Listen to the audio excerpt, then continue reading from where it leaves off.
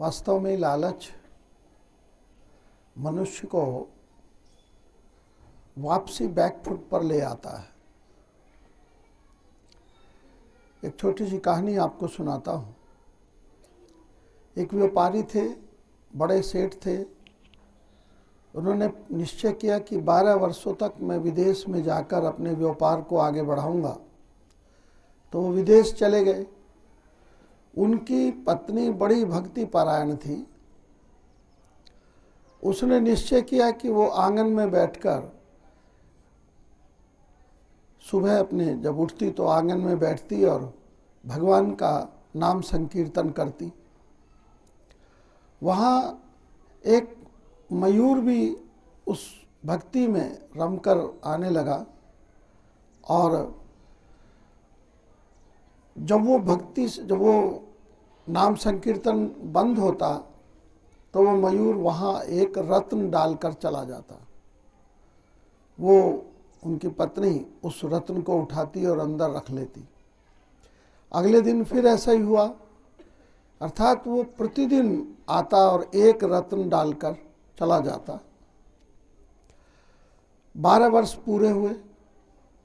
उसका पति जब बाहर विदेश से आया तो वो सारी जो कमाई थी उसमें केवल 5 रत्न ही लाया।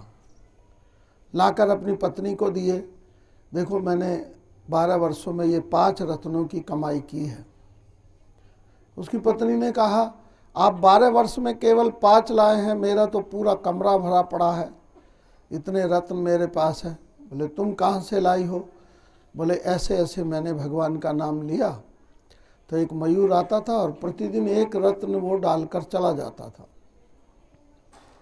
जाकर उसने कमरे में देखा, वास्तव में बहुत सारे रत्न थे। तो उसके मन में लालच आ गया। उसने कहा, आज आप फिर करो।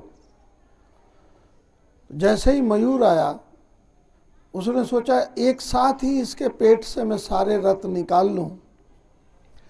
उसने उसको जैसे ही तीर चलाया तो उसकी पत्नी सामने आ गई। वो तीर उसकी पत्नी को लगा और वो मर गई। फिर भी उसका लालच पूर्ण नहीं हुआ।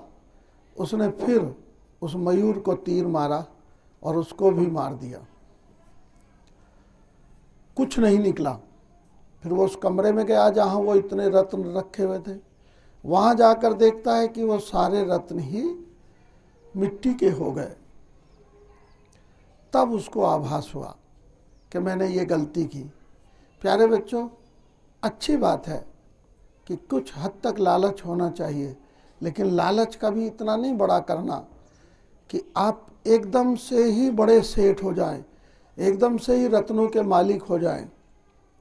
मेहनत करें और जितनी ज़्यादा मेहनत करेंगे उतने ही आपके हिस्से में खजाना आता चला जाएगा, रत्न आता चला जाएगा।